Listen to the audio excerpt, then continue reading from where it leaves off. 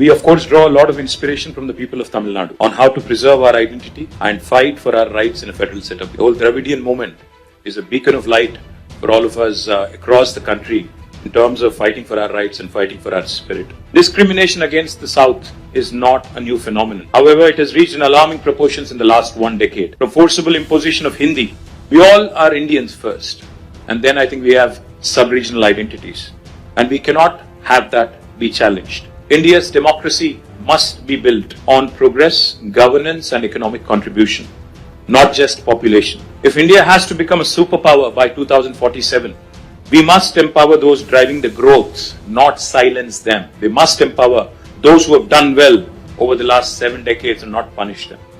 If the central government is determined to proceed with delimitation, I think as Stalin sir put it, fair delimitation is the ask. It should be fair. I come from Telangana and I represent the Bharat Rashtra Samiti, which has led a movement for 14 years for the formation of Telangana under the leadership of our leader, Shri K. Chandrasekhar Rao. When Mr. Vijayan spoke about tyranny of majority, sir, we understand what exactly it means to come out of a larger setup and create a small state. We fought against Delhi, and we fought against the forces for about 14 years to achieve our dream. A long fraught battle it was. We of course draw a lot of inspiration from the people of Tamil Nadu on how to preserve our identity and fight for our rights in a federal setup, because the whole Dravidian movement is a beacon of light for all of us across the country in terms of fighting for our rights and fighting for our spirit. We of course also are aware that the 5 South Indian states are at the receiving end, as was enunciated by Shri Vijayan ji, Shri Revanth Reddy ji, and also eloquently by D.K. Shivkumar ji, of the union government's policies. Despite demonstrating robust growth across sectors, these states have been victims of apathy and discrimination. Let me remind all of us, we live in the world's largest democracy, India. But democracy should not become a mobocracy. We cannot let numbers dictate terms. We cannot let numbers dictate policies. While any true federal government would incentivize high-performing states, we have a dispensation today in India that rewards laggards and penalizes achievers. South Indian states, we all know, have been pioneers in administration, in education, in economic production, yet we are penalized with reduced political power. This is not just an imbalance, but it is a political and fiscal centralization that is looming large. History will not forgive us if we do not speak up, because this is the time I think we have to unite. We have to fight against this fundamental inequity.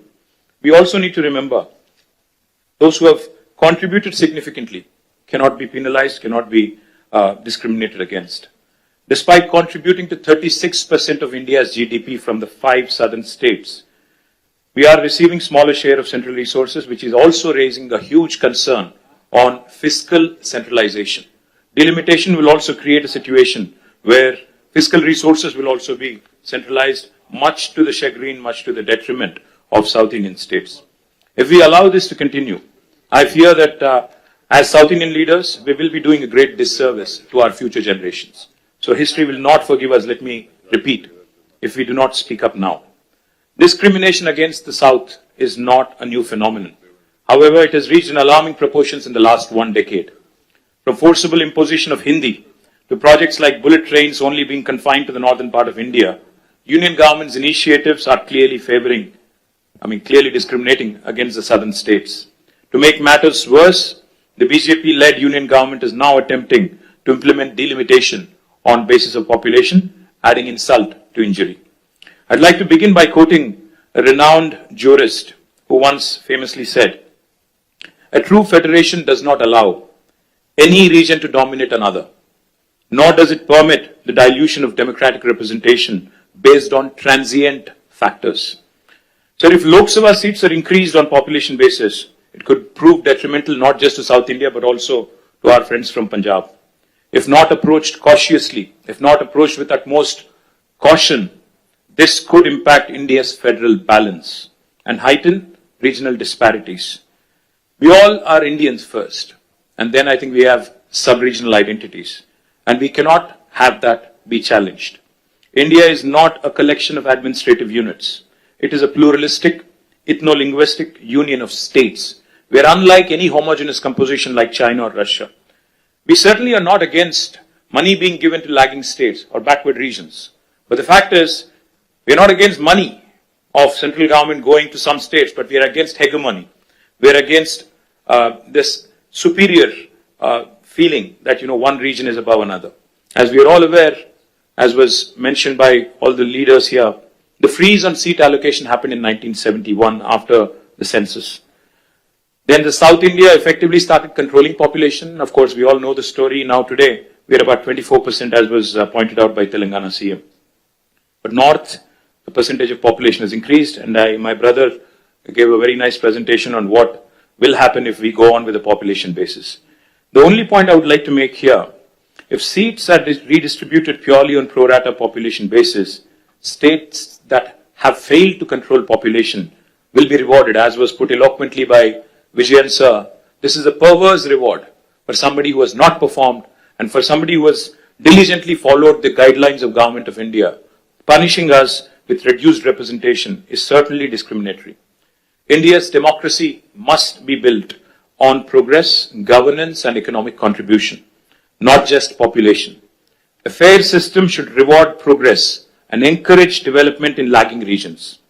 If India has to become a superpower by 2047, 100 years after we achieved independence, we must empower those driving the growth, not silence them. We must empower those who have done well over the last 7 decades and not punish them. Why do we not trust the words of Union Home Minister who says it will be pro rata and nobody will lose representation? I'll give you a classic example of Telangana. When the new state of Telangana was formed in 2014, we were given a promise in the State Reorganization Commission that the delimitation exercise will be taken up in both Telangana and Andhra Pradesh, and the number of seats in Telangana would be raised, MLA seats, that is, assembly seats, from 119 to 153 in Telangana, from 175 to 225 in Andhra. 11 years since then, and it's an act of the parliament, but no action has been initiated because it is inconvenient for BJP to increase the seats. Where it is convenient for them in Jammu and Kashmir and Assam, they've gone ahead and conducted delimitation. Where it is inconvenient for them in Andhra and Telangana, they've kept it aside. Why do we not trust them? Because, their action, their history speaks otherwise. Today, the union government has indulged in cesses. They've come out with cesses, a formula which basically deprives the states of devolution, of a rightful share in devolution. It's a constitutional right. Therefore, we have apprehensions. Therefore, we have a lot of doubts about the center's intentions. But I also would like to propose a few possible suggestions towards solutions. If the central government is determined to proceed with delimitation, I think as Stalin sir put it, fair delimitation is the ask. It should be fair, it should be just, and Dr. Baba Saheb, when he put these 3 words in constitution, I think he meant it for situations like this: equality, liberty, and fraternity. Now, if they would want to go ahead and do the delimitation because they have the numbers, then we have to ensure that the current proportion of each state remains as it is. If Tamil Nadu has about 39, is it? 39 and Telangana has 17 with increased numbers also, our percentage should also increase proportionately. And it should not come down, our voice should not come down. If a state currently has 2% of the total parliament seats, even after delimitation, also the state should have 2% share of the seats. As Mr. Mann was pointing out, his numbers will increase technically, but percentage will come down, which defeats the whole purpose.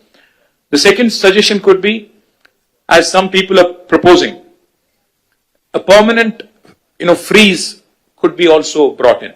We can say that 1971, the census could be the basis and there could be no further increase in the number of seats. Another alternative approach could be, again, this could be a radical solution, as one of my friends asked, what is the basis for Telangana CM's recommendation of 33%? I would say, if South India is contributing 36% to GDP, why don't you give us 36% of the voice in parliament? What is wrong? Why are you not rewarding those states that have performed exceptionally well in nation building? If nation building can happen by way of contribution from states, then why not reward those states that have done very well? Sir, I would only say fiscal contribution, I think, also has to be taken. It cannot just be population.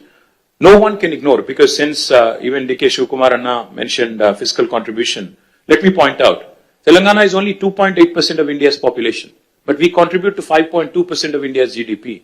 We're literally punching double our weight. We cannot be penalized, we cannot be snubbed, we cannot be undermined in terms of our voice in Parliament, which is a travesty of justice.